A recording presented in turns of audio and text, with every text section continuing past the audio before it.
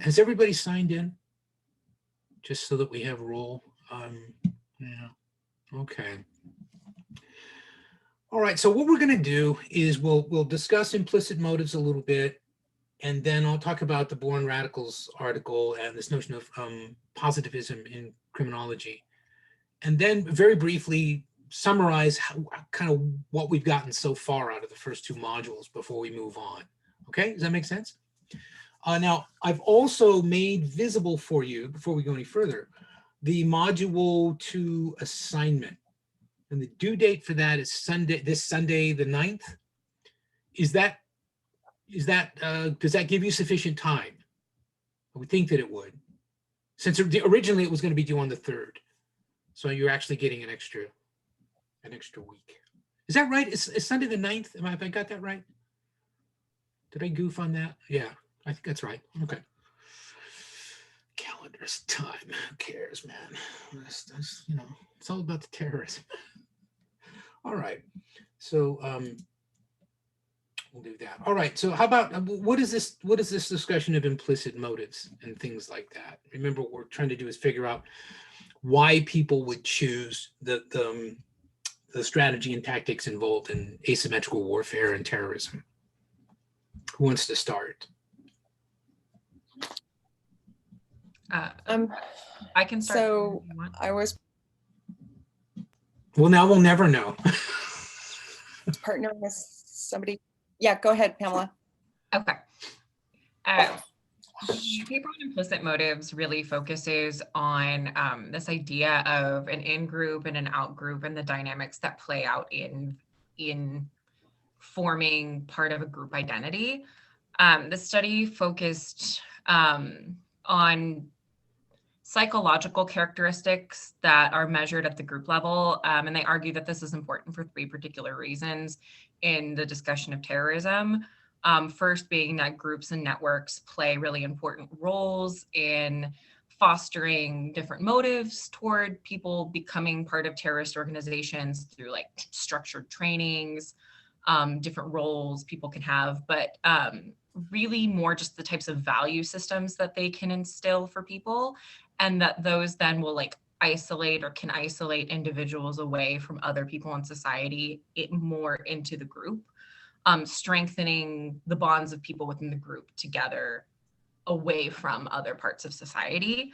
And then that's sustained through different rituals or practices. Secondly, they argue that this is important just because the use of group documents, this is how this study goes through it, but it's a content analysis of different documents of different terrorist organizations against other groups that are not necessarily considered to be engaging in terrorism, at least at the times they're looking at these documents. And then their third main argument for why looking at group dynamics is important was just that research in psychology has linked certain aspects of group dynamics to that of different aggressive behaviors. The author then goes on to ground the idea of in-group, out-group dynamics through social identity theory and different theories by Freud.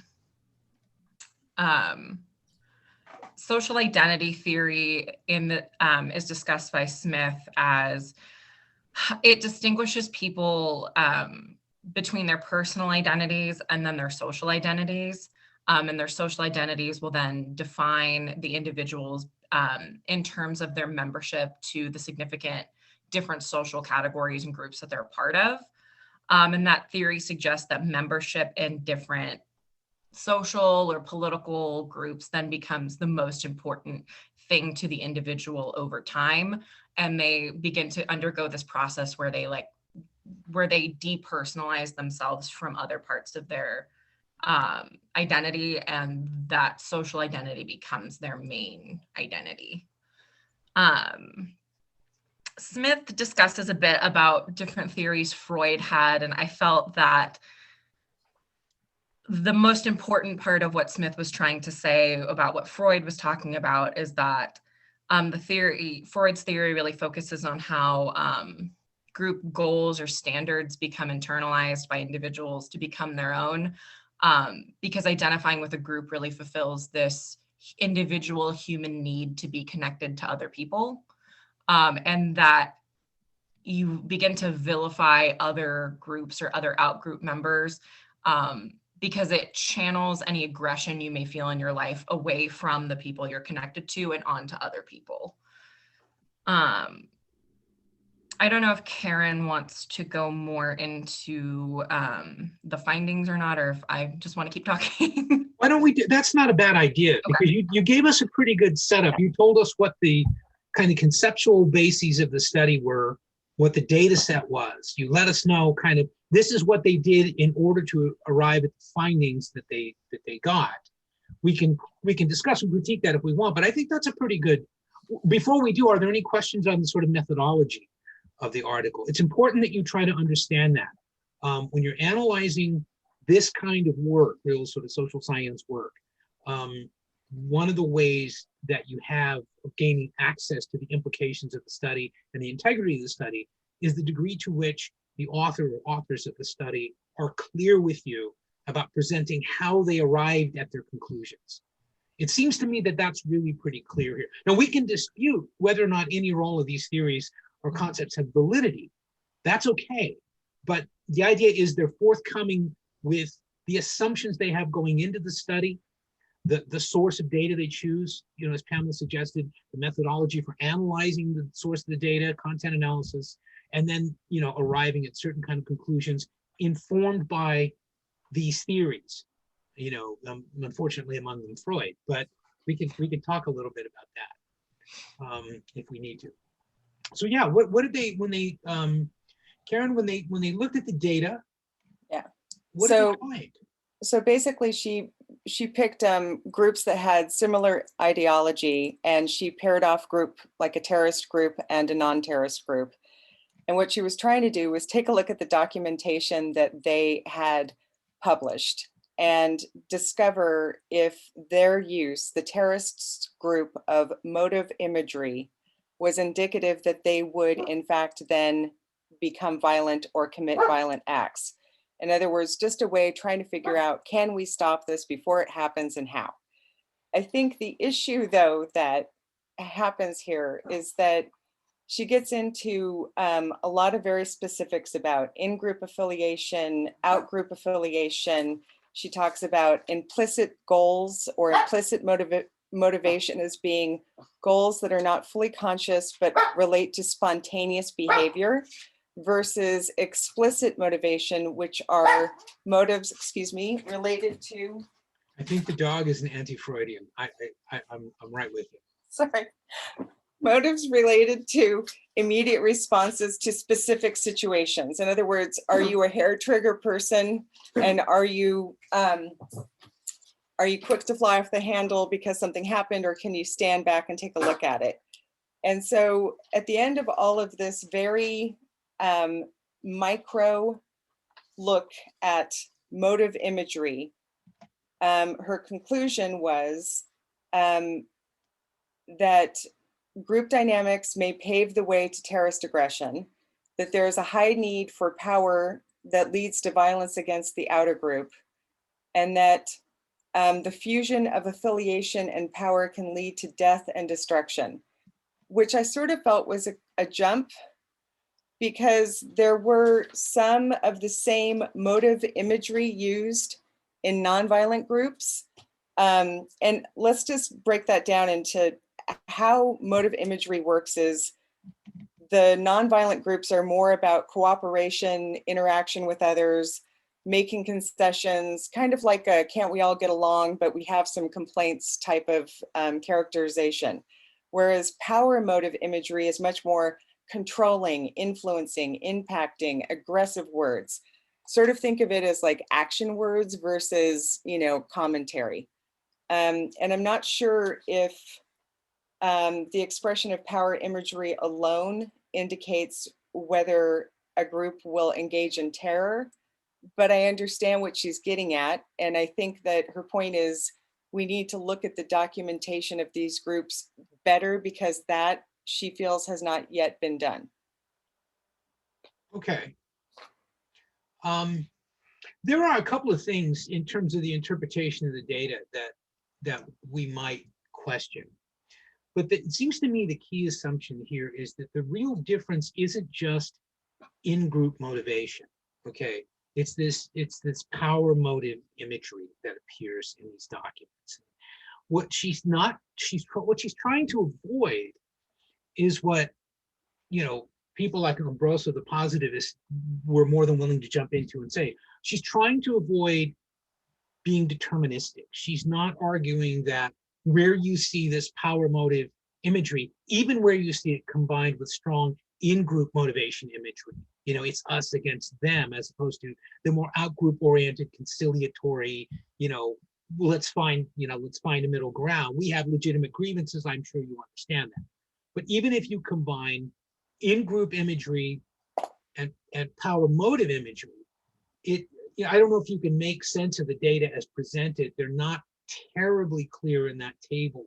The thing you're really looking for there is not just the raw differences, but whether or not, or the degree to which they're statistically significant.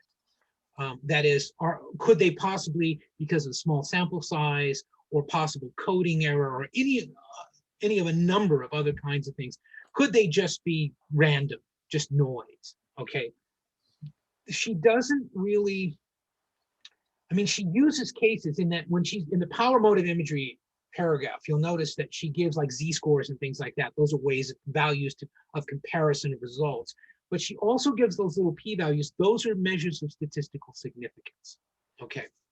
So what she's arguing is, you know, these differences may not be readily clear, but when you analyze them statistically, there's little or no likelihood that they're just random or that they're noise.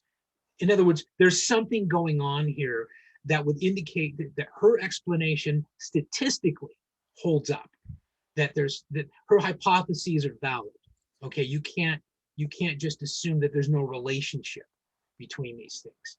So some people will sometimes lean into these results a little too much and look at them, you know, kind of deterministically, and suggest, rather than, as Karen did, be a little bit skeptical, you know, be the sort of data skeptic, which doesn't mean you reject data, but that you interpret them with however many necessary grains of salt. You look for significance and you look for replicability of studies. What's going to happen if somebody else takes the same raw material that she started with, or her graduate students probably started with, all right, and you do the same analysis? Could you code things differently? And if you did, could you come up with different results? She's not denying that. And Karen, it seemed to me that what you were suggesting is, you know, we should be careful about that.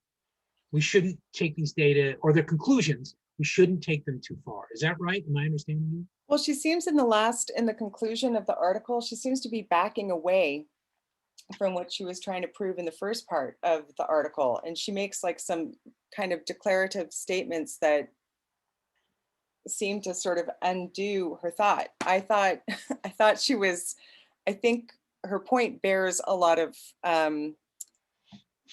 notice, because I mean, who better to understand, you know, what your motivations and what your thinking is, but from the documents that you yourself published. And I think she has a really good point that this hasn't really been looked at historically, she feels, with enough effort.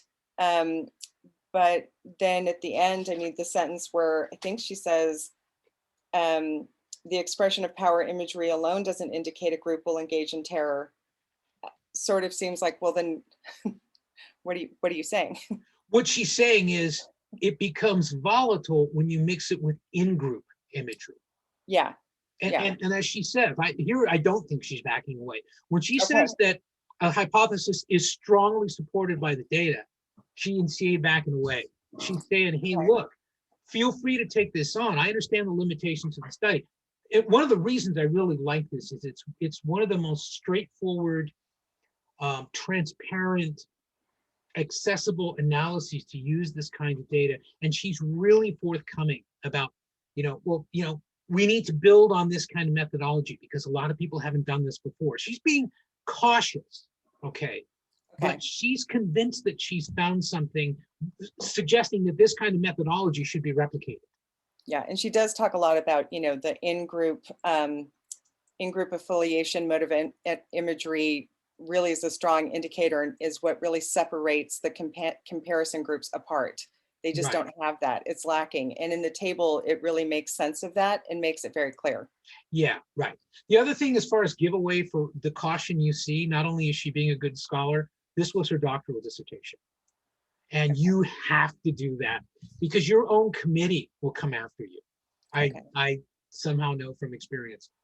Um, and it's neat. I mean, it's really great. It's like when you go to law school, you know, you talk to Paul Pavlich about law school. Of course, like Paul's retired, but he would say that was the most intellectually challenging period of his life. You know, that's the thing about being in graduate school. Nobody's really concerned about being nice to you because they know that if they're just nice and rah-rah and supportive and they don't catch you in possible methodological errors, they're actually undermining the likelihood that you're going to succeed in the field. So she's really done some solid work here, but she's acknowledging it ain't perfect and I've got work to do. And she's really saying the discipline should pick up on this method and consider it. And so in that sense, I think it's, what do you think of this though, just the larger group? I mean, I'm assuming by now you've at least had a chance to take a look at this. Now, the reason why I ask is the study I'm going to summarize that Jason would have summarized if he was able to be here today purports to do the same thing. That is, we have these data, and what these data show is that there are natural born criminals. And the assumption being there are natural born terrorists. You know, I think the important distinction is that by looking at their language, the language that these groups use, the motivations that they express, right, we can draw conclusions that can't be drawn by simply saying, well, they were all Muslims, therefore they're religious fanatics. Therefore, Islam is a religion of hate. You know, the kind of Islamo-fascist gibberish that you know, of which you hear quite a bit, even in the popular dailies, you know, the press. She's trying not to fall into that positivist trap that we're going to discuss in a minute, where you become, in fact, deterministic. I would encourage you not to look at this as a deterministic analysis, or as, and I think this is an interesting perspective on the kind of positivism we see in this next article, as a kind of methodology that's blinded by sort of colonial assumptions of alterity and things like that. She's trying to allow people, these groups, to speak for themselves.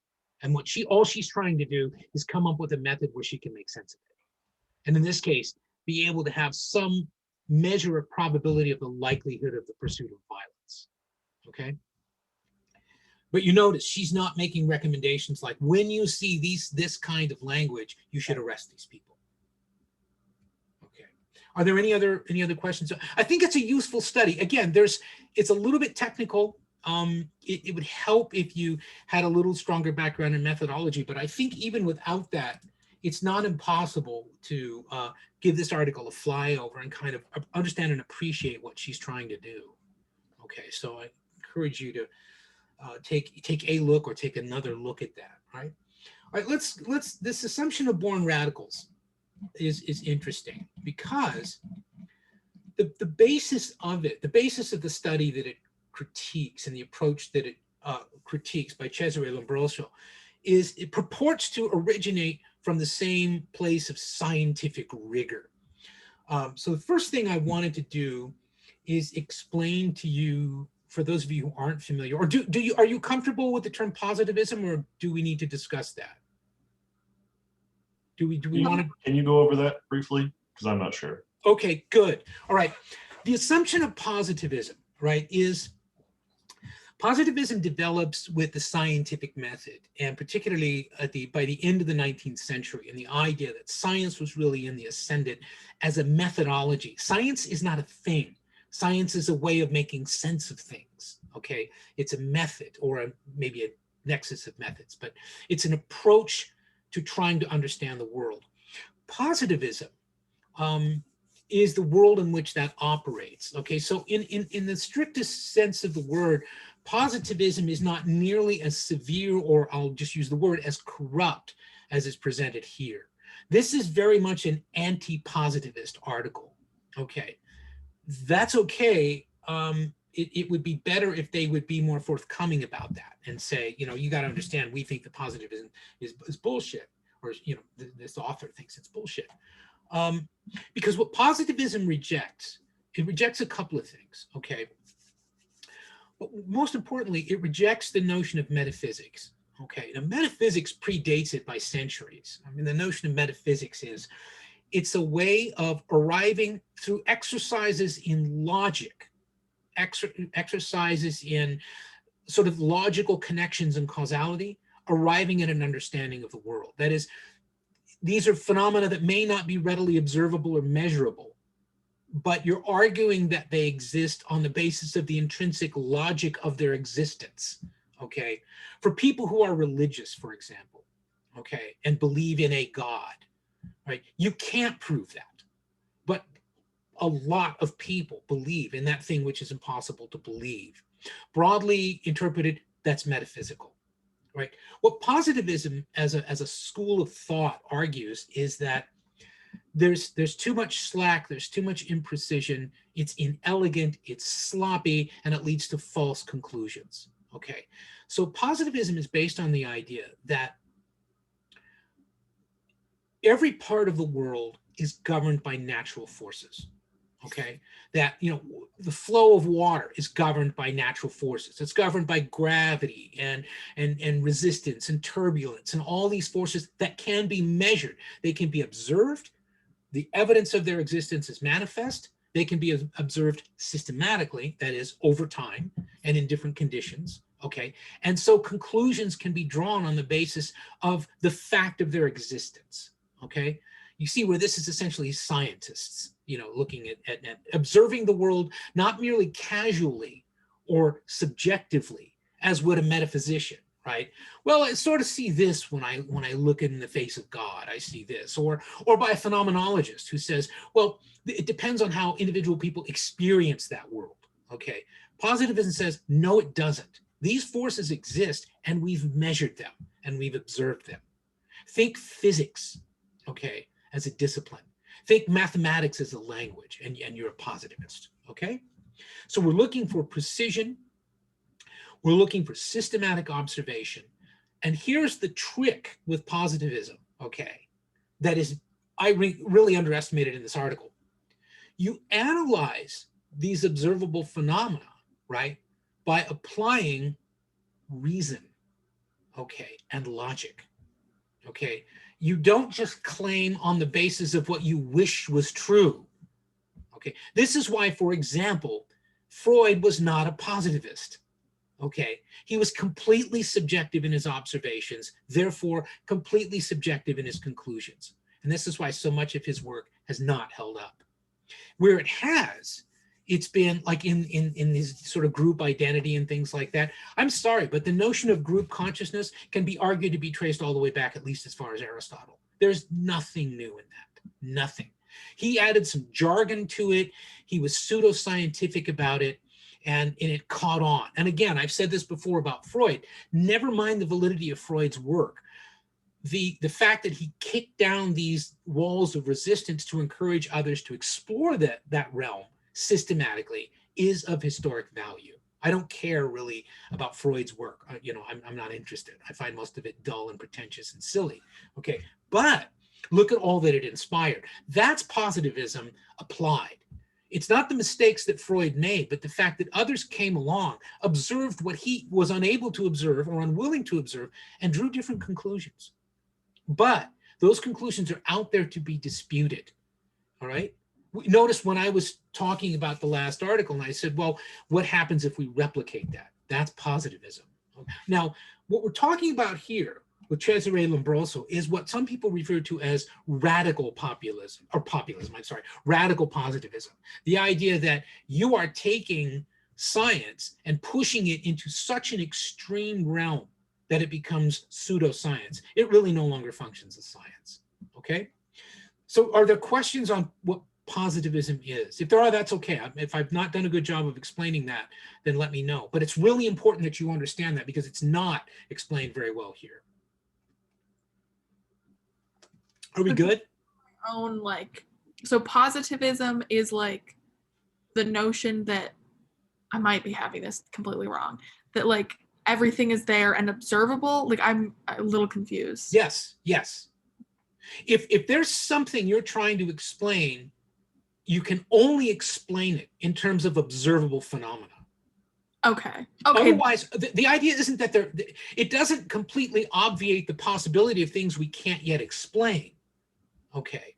But what it says is, like, you know, if you want to look at, if you want to try to explain, say, the way a riot develops, or the way individuals make decisions, or the way people within a group make decisions about what they will or will not do, or in this case, whether or not somebody is predisposed to commit a crime, okay, that you have to look at and identify the meaningful variables, the meaningful phenomena that are observable, okay, that vary from person to person, analyze those systematically and analyze them logically, okay.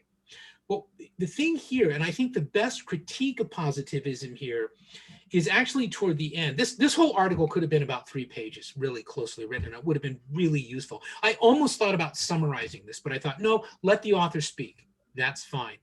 And I've mentioned to many of you before, when I assign an article, you should never assume that I agree with it, okay? It's because I think there's value in it, and I think there's something we can learn, okay? And I think there's a lot to learn here. But if you look at this, and if we critique Lombroso's work, and more importantly, if we critique the assumptions of his kind of radical positivism as they've been applied more recently to counterterrorism programs, okay, we run into some real problems, okay? So then the idea is, well, what's the problem with that? The problem is explained best at the end of the article in a much better critique than this article offers. And I really think it's interesting, okay, that the Aguzzino counter-colonial criminology, which is, it was kind of heavy going for me because I'm not a trained criminologist, but I think there's something in the idea that positivist criminology, like what we see with Lombroso, is really, the mentality of it is the mentality of the colonizer. Okay, now you hear that term colonize and colonial kicked around a lot on campus these days, almost always incorrectly or loosely metaphorically, okay? In this sense, it's really meant kind of literally, okay? Because if you look at the period of time in which this work emerged, right? Well, yeah, I mean, there still were large, established, perfectly, in quotes, legitimate colonial possessions. And the key to that, I don't know, I can't remember if any of you took I know a couple of you did, actually, I think, took the decolonization class that I taught. One of the things we talked about there, I think it was Juergensmeyer, and it was the fundamental predicate of colonialism being this notion of alien rule and the concept of what's called alterity. That's another concept, again, you're going to hear that word pop up. It's important that you understand what that means, and that you don't use it as a slogan, but you use it as a concept that will illuminate things rather than a slogan that will just fast talk your way through an argument. The notion of alterity is that some relationship is premised on a fundamental conviction in and recognition of the otherness of people. There's us and them. See, I'm trying to tie this into the in group, out group stuff from the previous study, right? There's a lot in that, okay? And certainly the more responsible critiques of colonialism all include some variety of this. In other words, colonialism didn't last as long as it did and didn't impose what it imposed simply because it came out of the barrel of a Maxim gun, okay? It was also this idea, and we find this in Fanon, of compelling the colonized to behave as subservient people. Now, Fanon would argue they never really internalized it. Okay, they took that frustration of being subjugated as others under alien rule, and they turned it on each other. This is an important component of Fanon's work, okay, in Wretched of the Earth. Okay, if I'm laboring this point of colonialism, I'm sorry, but I'm not, because it really is the key to understanding the mistakes that Lombroso makes. Some of it now seems laughable, but we have to recall that this was looked at in many quarters as the absolute pinnacle of scientific rationality at the time that this work was being published. And this is why it's still often, you know, for all of its imperfections, considered pointed in the right direction. The problem is, this isn't even Freud, okay, where it's like, well, it instigated, maybe it is to some extent, but it's not in the sense that it is perniciously bad, okay? That is built into it are the very worst impulses of profiling and determinism that that criminalize people. This is important, that criminalize people prior to the carrying out of criminal activity. I would write that down, okay? The key to understanding from this author's point of view why this is so pernicious is that you are criminalizing behavior that is not criminal, okay? Now, does that make sense from your own reading of the article, that the critique here is, well, look, they started reading the Quran, or, oh, the man suddenly grew his beard and all this kind of stuff. Well, yeah, well, so did a lot of hipsters in Portland, but, most of those guys, I don't think they're terrorists. They might bore you to death, but I don't think that's quite the same. They'll smother you in in-group motives, right? But the idea here is, look what it's based on. It's based on almost criminally laughable criteria. Well, if you look at the physiognomy of the individual, you can see crime. You can see it in their face. Okay, this was the way policing used to be done. Okay, this one will make you laugh. There was actually, for a while, it was almost a joke, but not quite.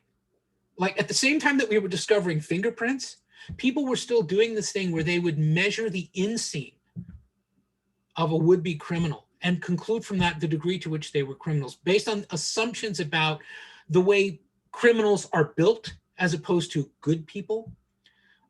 If they had unusually exaggerated features, or of course, if they had features that didn't look like aristocratic Brits or aristocratic Italians or aristocratic Germans, they were therefore lesser people, read also criminals, and they were born as criminals. Okay, now the important thing about this, and why this isn't really good faith positivism, there was absolutely no logic to this. In other words, this is the mistake a lot of undergraduates make when they think they're doing research. You make up your mind that something's true, and so as you're researching, you only look at those sources that seem to reinforce what you believe to be true. This is exactly what people like Lombroso did, okay? And what they did then was build a pseudoscience that was based on stereotypes and racism. That is the colonial mentality, the idea of alterity built in. These people, these alien people, right? When they come and live among us, look what they do. They're criminals.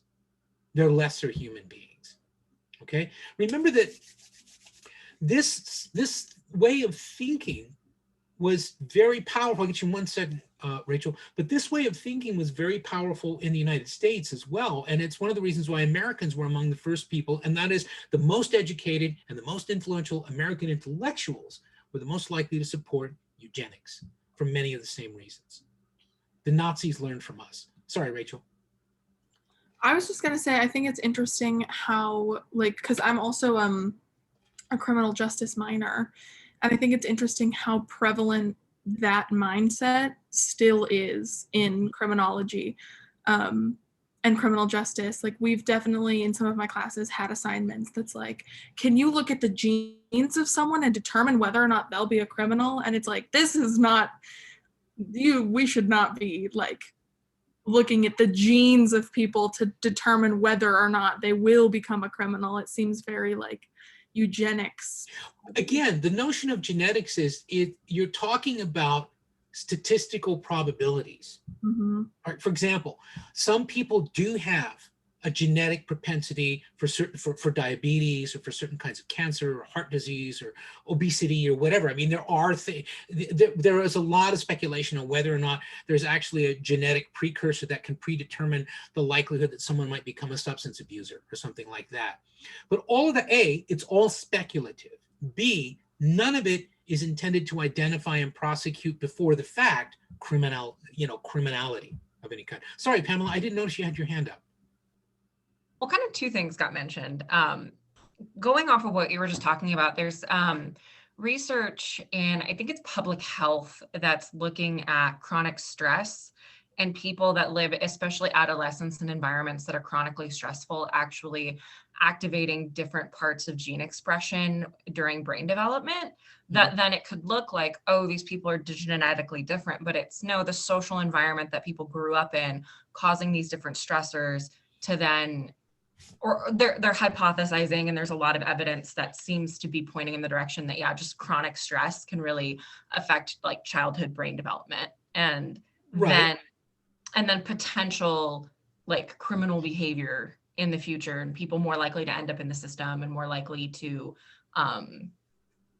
to be in the system, which is Right. interesting. But it's when you come at that perspective of like, oh well, you're genetically different, so you were born this way, it takes out the socialization element that is the factor that I think that, a lot of science is kind of pointing toward now, that like there is gene expression and suppression, and Well, your there, genes kind of, you can yeah, go even beyond that when you get into the very arguably speculative realms of what's called epigenetics. The yeah, idea that as a consequence, say, for example, as a consequence of extraordinary stress or hardship or Mhm. trauma, particularly persistent trauma in my life, the idea is I could conceivably pass on a propensity to Yeah. certain kinds of gene expressions to offspring. Now, normally that was thought of, the only way it was believed that that could happen was through mutation.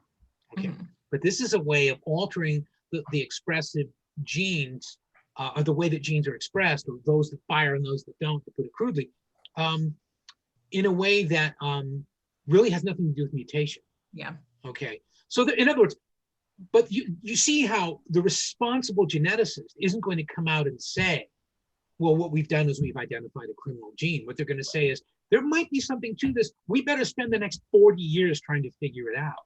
Yeah.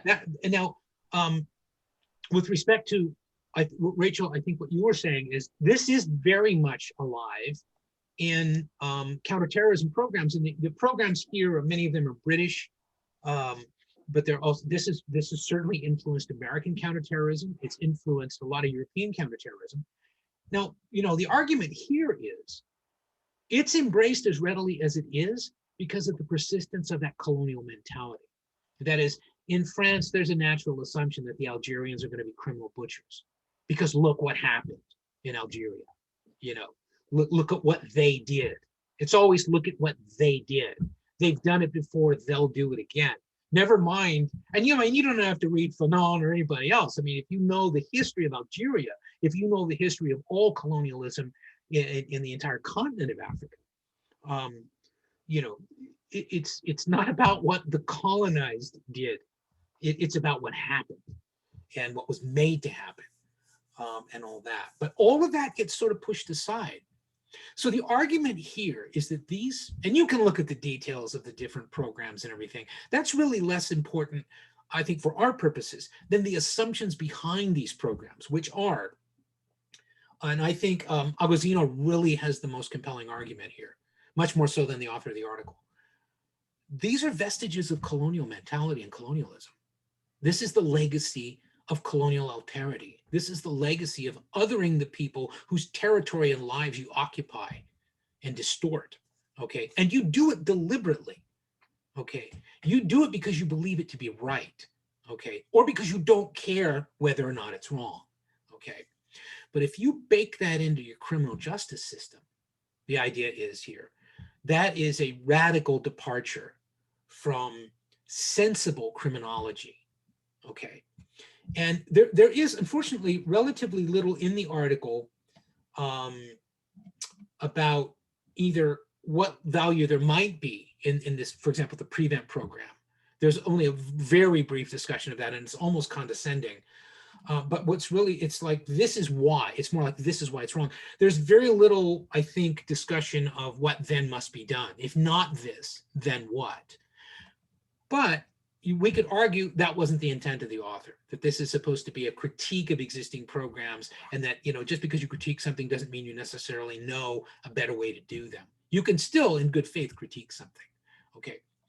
But I think what it seems to me, in the context of what we're trying to make sense of in this class, this positivism, this distortion of positivism completely negates the possibility of authentic, legitimate grievance. Okay, it's not possible that these acts of violence might be, whether we justify them or not is another thing, but whether or not they could, their genesis could actually be a perceived profound grievance. Okay, something that drove people to a state of beyond frustration and into rage.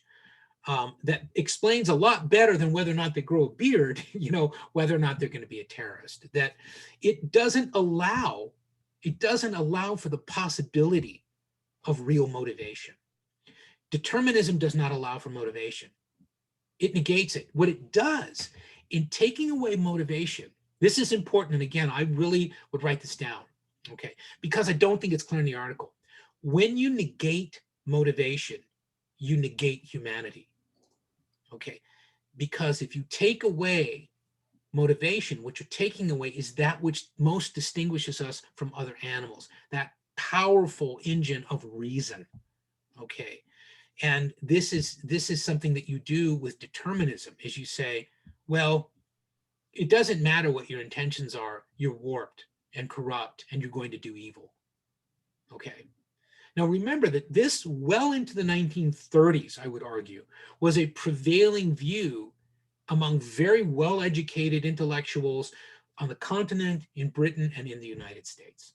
Okay, this is not some ancient, silly, rustic assumption. This is not redneck bigotry, right? This is ostensibly the best and brightest. You will find this, for example, in the writings of Arthur Conan Doyle, including Sherlock Holmes. Right, again and again and again, you'll see Holmes making essentially racist assumptions about the appearance of someone yielding evidence of either their honesty or their criminality, or more importantly, of their intelligence or lack thereof. And all of that stuff's wrong. Okay, but at that time, you know, Doyle was not an idiot. Okay, he was trained as a physician. He was not, you know, he wasn't just a thug or something, but it was that colonial or imperial mentality. We figured the world out. Now we know how the rest of the world, you know, works, and we're going to act accordingly. Okay. Does that make sense? It's a very provocative critique of a strong strain within criminology that purports to be, you know, very modern and very, you know, very chic and very effective, right? Very effective. And yet the critique here is, oh, it's fundamentally wrong. And I would suggest that the more powerful argument, which is implied but not, I don't think, explicit here. Tell me if I'm wrong, if you're in your reading, it is clear to you. I don't think there was really the idea that positivism applied in this way negates the possibility of the subject being human. You've objectified them as a thing. They're no longer human. If you do that, then the consequences of their actions, first of all, are not worthy of consideration with respect to motive, but also should be crushed because they're a thing. They're not a person. That's colonialism. That's a strain of colonialism. That's the mentality of the colonizer. And that's the attempt here, is to underscore that. So if you're wondering, well, what's the point of this? It's kind of dry, or it's kind of got a lot of vernacular and everything else. But there is a core of this argument that I would suggest to you is absolutely compelling. But I also think it's a completely unfair treatment of positivism. Because for one thing, it doesn't allow for variations in positivism, you know, well, but the other alternatives, I mean, phenomenology, you know, phenomenologists can't even define phenomenology, and yet they insist that it's a thing, right? Metaphysics, I mean, how do you really define metaphysics in a way that's concrete? You don't. All right, you explore it and you sort of absorb it insofar as it reveals something of the world that's useful. Okay, well, the same thing is true for positivism. But the idea is the risk of positivism is radical determinism. That's what the article is saying. That this is radical determinism. Okay, and it's wrong. It's factually incorrect. Okay, does that make sense? Because I can tell you that if this model held true, all right, most of my family would have been in prison a long time ago, right? Because we fit a lot of those profiles, especially when we're younger, you know. You know, our arms are too long and our bodies are too short and our heads are too big and all these. I mean, there was all that kind of goofy stuff. Well, yeah, that's because I'm a complete oleo mixture of about every major ethnic group on the planet, you know, which means I'm a mud person, right? Which means I'm a mongrel, which means under British imperialism, I probably would be locked up or made into some weird form of esoteric translator, you know. I mean, that's the way the world used to work. The concern here is, no, it's the way the world still does work. That legacy of colonialism and empire is polluting this methodology, is corrupting it. Okay? Any questions? See, I always worry when, you know, there's just crickets, because it's like, I don't think either I bored them or they have no idea what I just said or they don't care. It's like, well, okay, you know, I get paid. Okay, fine. All right. I think it's interesting. I mean, I think, you know, one of my problems these days is I think I've decided I'm having way too much fun teaching. And I should stop enjoying myself so much, because I do get a bit swept away and have a good time. But I do think these are interesting things. And I think that I think they're relevant and timely right now. And I don't just throw this stuff out there thinking, well, you know, this is just important stuff that every educated person needs to know. It's like, no, it kind of helps, you know, it illuminates things that might otherwise remain dark and we just might not be able to make sense of them. Okay. All right. So you've got an assignment coming up on Sunday. We're going to transition next week into this discussion of kind of broadly terrorism and culture. A lot of this is religion, because religion is an important predicate of most cultures of any age. All right. But we're looking at other things as well. One of these things is this question of whether or not Islam is intrinsically illiberal. The assumption of Islamofascism, for example, is that there is an intrinsic illiberalism. Read also anti-rationalism in Islam. Odd that that never seems to show up in critiques of Christianity by the same people. It's religion, you know, that's what it does sometimes. Religion is not about being rational necessarily. It doesn't mean it's irrational, but that becomes a problem. One of them is this article on honor and terrorism. And it's one of those things I've always kind of argued, but never found a good source. And I found this. And so it's the first time I've used this article. And I'm interested to see how you react to it. But what we need to do, what I'd like to do right now is, let me just real quick. Right. All right. Who, if anybody, wants to present on the article, first article on terror and religion? I could do that. Okay. All right. I think let me check one more thing on that. I just want to try to remember how long it is. I think it's only 8 pages. Yeah, it's about 8 pages. Yeah. So that's not too bad. That's not too bad. Rhetoric of Islamofascism can be summarized pretty quickly. Anybody want to take that one on?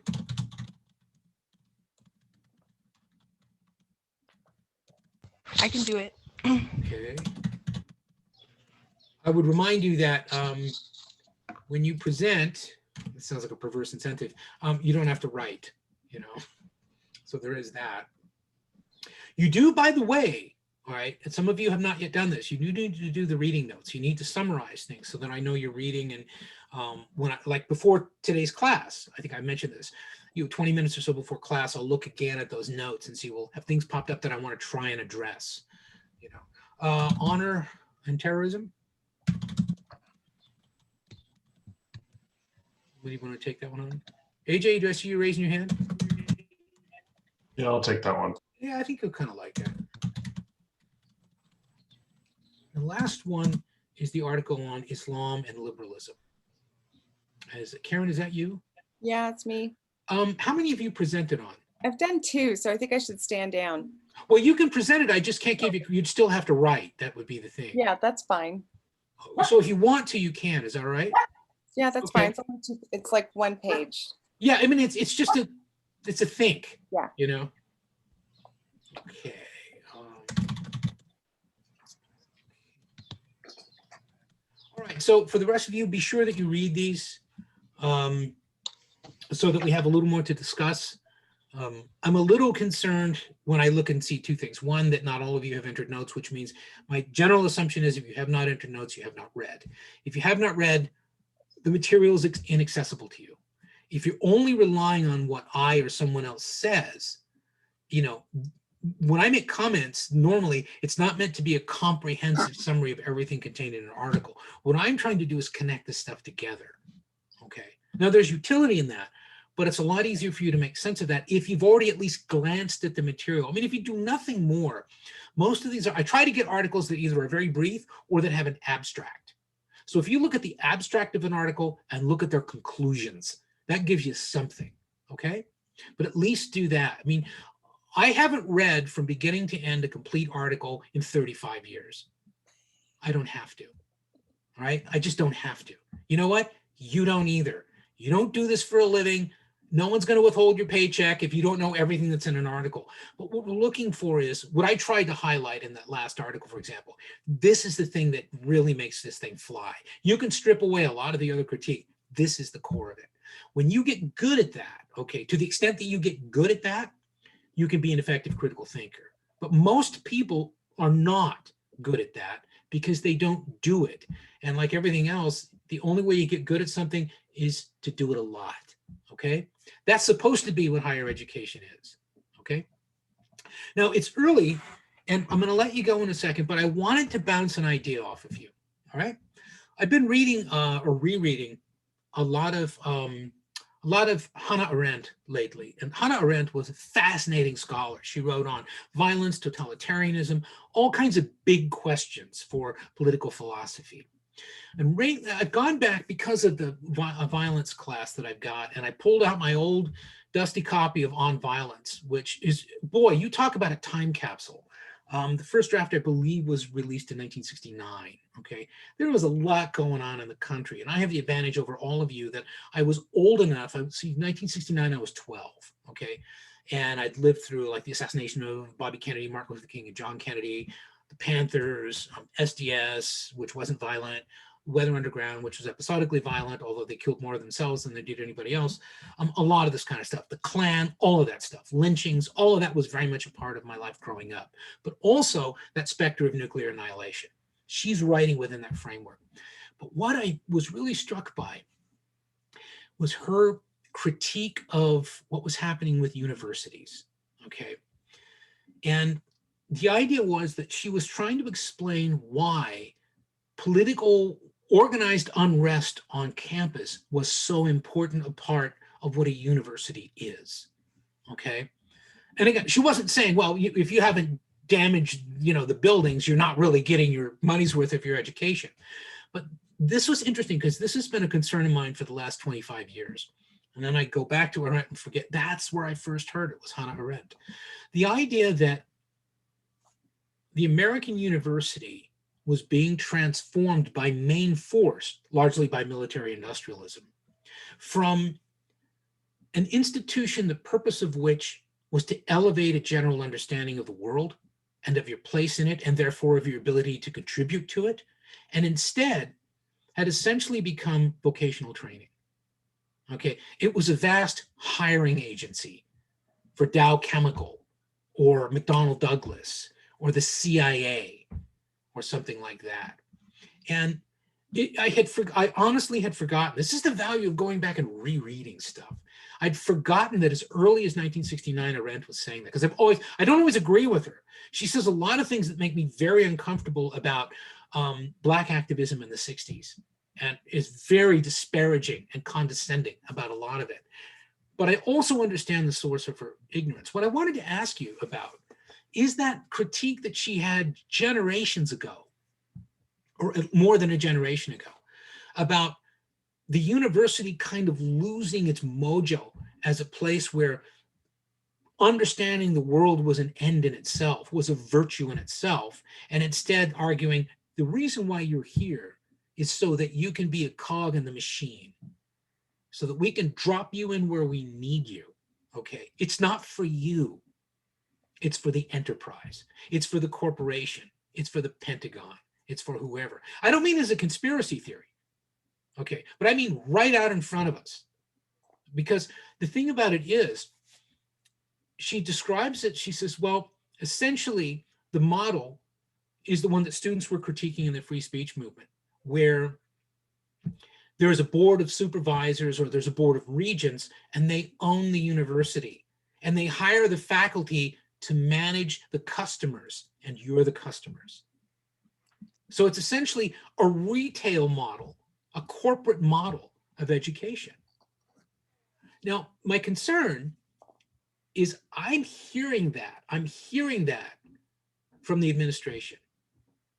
I'm hearing things framed in that way. I am considered an absolute dinosaur because I continue to insist that higher education is an endeavor of elites. Not because I'm an elitist, right? But because I'm not, okay? I mean, higher education took me essentially off the street and helped me become a thinking human being. Not so that I made money or so that I could go to work for the Rand Corporation or build bigger and better weapons or justifications for those weapons, but so I could make sense of the world. I'm concerned, I know I'm kind of, I'm baking it in, but I feel free to push back. My concern is that is the way you are being educated in some way, that you're being treated. I hear you referred to as stakeholders rather than students. You're students. You have a lot to learn. I know some of what you need to know. You don't. But that doesn't make me an asshole unless I sell it to you as a commodity or enforce it on you as an order. Okay. Do you see what I'm saying? I'm genuinely concerned for you as students in this thing that could be this amazing system, and just personally did so much for me and enhanced my ability to kind of give back. And my concern is that that's not the way it's being framed for you. Am I wrong about that? Or are you concerned about it? Or is it just like, look, Bill, we just have to survive? I feel like you're definitely right in the sense that like a college education is not viewed anymore in its value for the education. It's viewed in its value for the degree at the end. So like that's why it's even like some people like it's not valued at all the fact that they received any education if they didn't receive a degree at the end. Yeah, Pamela? Oh yeah, it's even just like relevant or in the difference between my sister about a decade ago got an English degree, which people just laugh at. And they're like, oh, would she want to become a teacher? But it's always that question of what do you want to do with that? People hear what your degree or what your major is. And then the question is always, what are you doing with that? And then if you don't really have an answer, or you feel like you have to come up with something kind of to say back to it, as if just learning things in of itself isn't valuable. And I mean, even just seeing like the,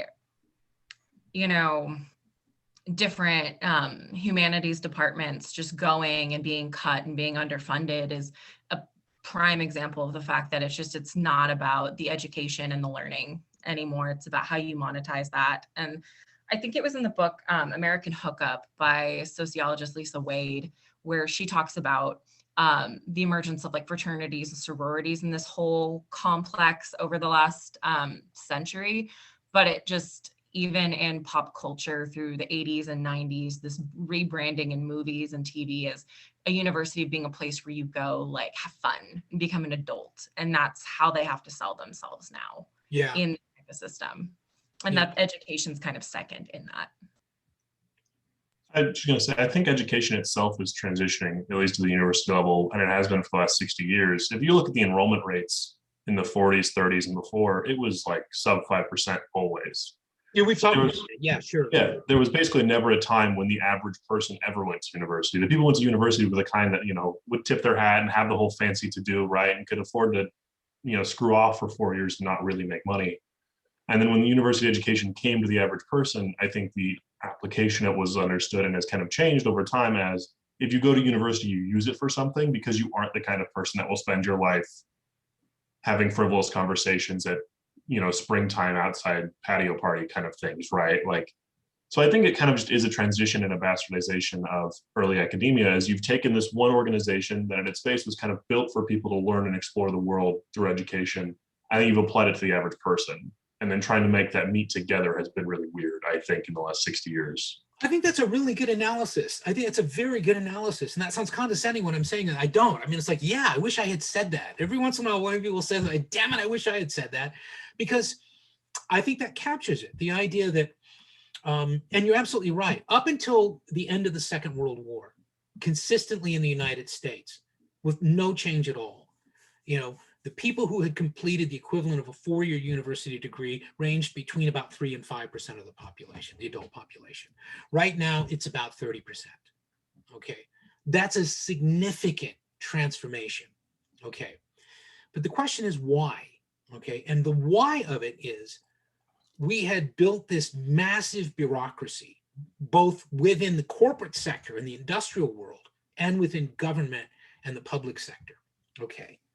And so we needed people who weren't just line workers in a factory, because remember, part of this was, what did we get out of the Second World War? We got the preliminaries to robotics. We got the first real functioning computers. And we got a lot of what would become what we refer to as sort of high technology, right?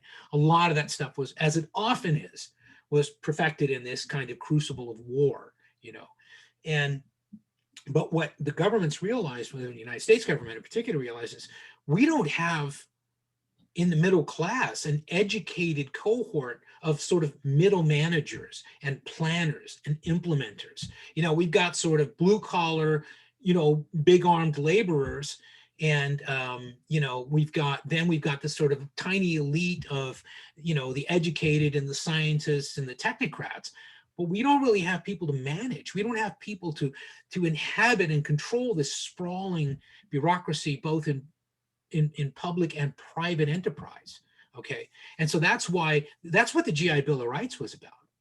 Okay. I mean, otherwise my father never would have gone to college, and I think I'm going to give him the benefit of the doubt that he actually graduated from University of Oregon. I know he drank a lot and partied a lot because he's a Hughes, but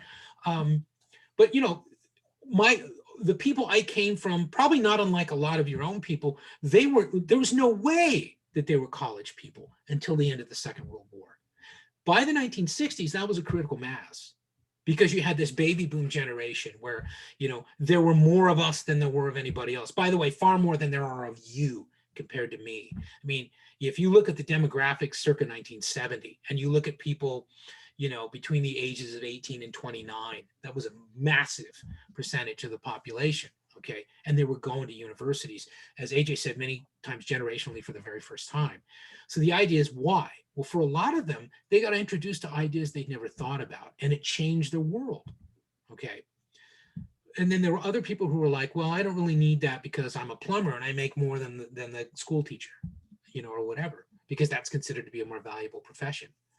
But what gradually gave way was the idea that university education is not about honing your intellect. It's about making yourself more valuable to the machine. I want to be a more rarefied cog in the machine, because then they'll have to gold plate me or platinum plate me, or even at least make me out of brass, so I'm durable. And when I'm at the end of my work days, I'm not going to eat dog food, And I think that's become the model. And when I mention the administration, please understand that I don't mean to cast aspersions on the administration.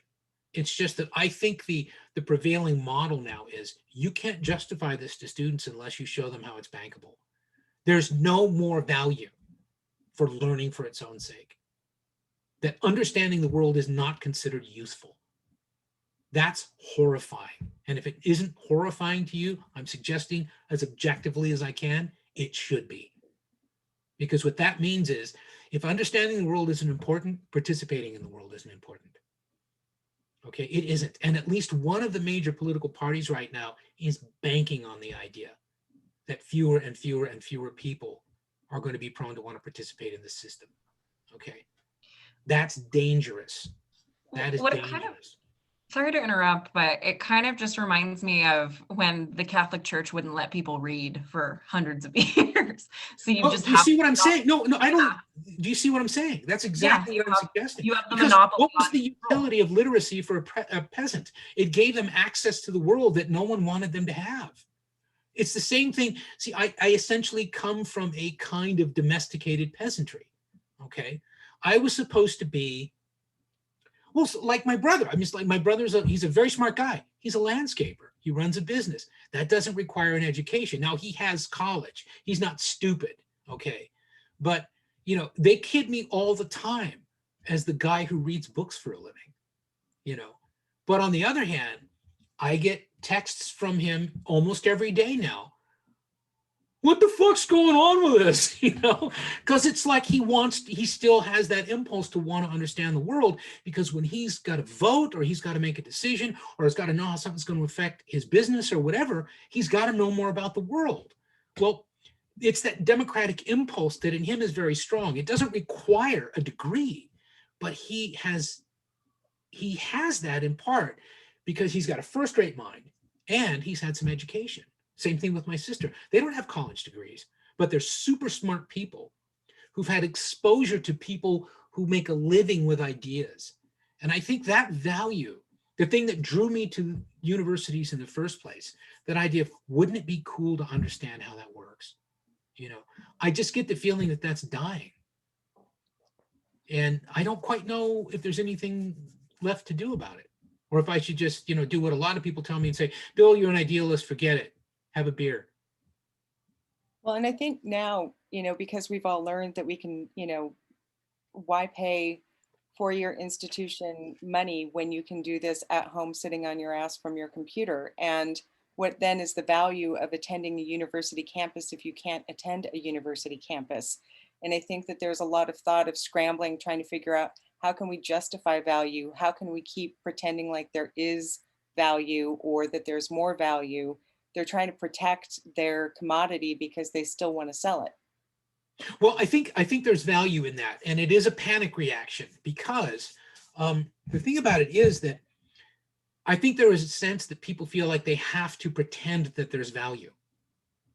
Okay, there's no guarantee that a college education is going to make you more money. None at all. That's a correlation rather than causation in many cases. Okay, it's the idea that people who come from families who could afford college their offspring tend to have better paying jobs. Okay, there's that too. You know, look at the number of people who go on athletic scholarships from hardship communities, really hard pressed, you know, nobody with a lot of education, but, you know, they have this extraordinary athletic ability. It opens the doors of university. But the very thing that drew them to the university stands between them, in many cases, and a meaningful education. Then in their senior year, they blow out their knee. Or like a lot of athletes, they stay healthy, you know, they get a walk-on tryout someplace and they realize they aren't shit compared to the pros. You know, what do they do then? Nothing, because they didn't even get the benefit of the education. And I think I'm not saying that that's what's happening here. I think, you know, the student athlete is really respected at SOU. And I think that's great. Or it's like, you know, the controversy over whether or not to bring back ROTC. You know, I was a part of that decision.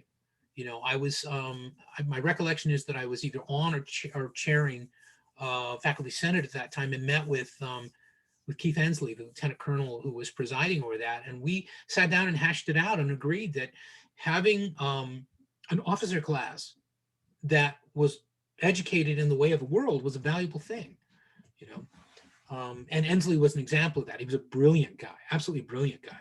Okay, but just that idea that somehow people have to fake it, that there's value in this, and I don't understand that because I mean, it's so obvious and so manifest. Yeah, I'd like you to give it some thought. You know. I don't, and again, I'm not doing this to bum you out because you don't have to view the world this way. I just think it's kind of tragic in a way that for so many of you, the real joy of this experience is kind of being muted, if not negated, by this radical practicality and pragmatism of, well, think about what you're going to do when you get out of here. None of you are going to know what you're going to do when you get out of here. I guarantee you. You're not supposed to. You're young. You got to learn to improvise. You got to learn to adapt. You know what helps you do that? Understanding the frickin' world. That's what helps you. You know, just a thought. And I wanted to ask you, because this is a pretty good group of students, and I like the insights that I hear and everything, but it's been kind of plaguing me. And part of my teaching is learning. And the source of a lot of that learning is you as a cohort, you know, You know, you're smart people. You have interesting ideas. So I didn't mean to labor the point. I just think it's valuable. I think it's valuable to think about. All right. Anything else? All right. Everybody knows what you're going to be presenting on next week. And if we can't get them all done in one day, obviously not a problem, but we'll make a go of it. We'll try. Okay. Assignments due on Sunday. If you want to send me an outline or an introductory paragraph or something like that before you submit the final draft, that's not a bad idea. I'm happy to look at it. Pamela, did you have your hand up? Oh yeah, can I just chat with you for a second after class? Sure, yes, yeah. All right, otherwise I'll see the rest of you hopefully next week, and I'm going to stop recording. Cool. Thank you.